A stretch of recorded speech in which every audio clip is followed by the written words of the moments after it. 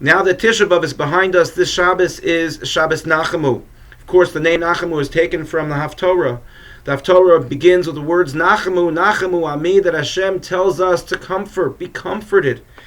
And it begins a 7-week period between now and Rosh Hashanah in which we read 7 Haftorahs that speak to this theme of comfort. We call it the Shiva de Nechemta, the 7 Haftorahs of Nechama, of comfort. And in those Haftorahs, Hashem expresses the fact that He still loves us, that even though there was some friction that appeared in our relationship, even though there was terrible tragedies that took place, even though Hashem felt that we were rebellious, nevertheless, as a parent loves a child, HaKadosh Baruch Hu as a father loves us. And so, our Parsha this week, Parshas Vaeschanan, the Chazal, our rabbis enacted that it was always read on Shabbos Nachamu. It always comes out the Shabbos after Tisha B'Av.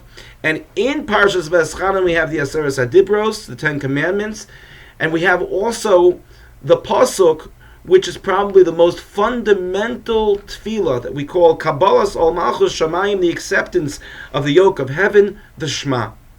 The Shema is recited by parents the day after their child is born. That day, the first time they put their children to sleep, they say Shema with them, to instill within them the love of HaKadosh Baruch Hu.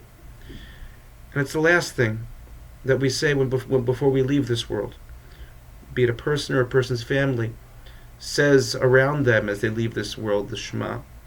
It's the fundamental precept of who we are as Jews.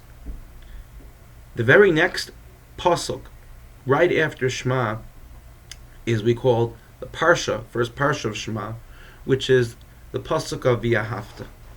The obligation for us to love Hashem. V'ahavta as Hashem Elokecha.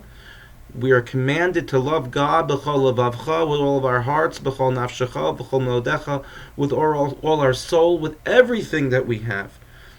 But there's a question. And the question is, how is it possible for us to love something and be forced to do so? How is Hashem obligating us to love Him? How is that real love? How is that true love? How is that sincere? If we're obligated to do something, then it's not our choice, our free choice to do it. We're obligated. So how does Hashem expect us to have true love of Him if obligating to do so? Perhaps He should be encouraging us to do so. V'ahavta as Hashem Elokecha, you have to love Hashem your God. How is that true love?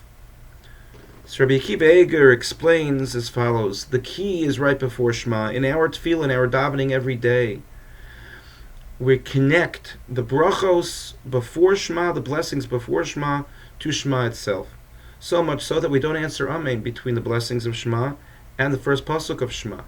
What is that last pasuk before Shema? We bless Hashem, Baruch Ato Hashem, Abocher Bi'amo Yisrael Bi'ahava.